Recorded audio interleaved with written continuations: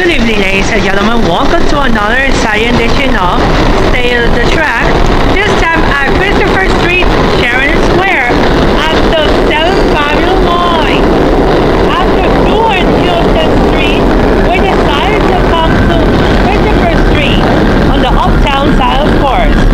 Let's look at the conditions.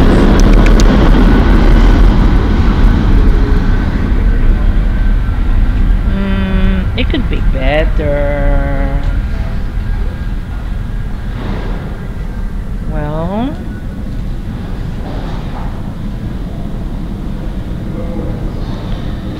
it's not. It could be better. Yes, it could be way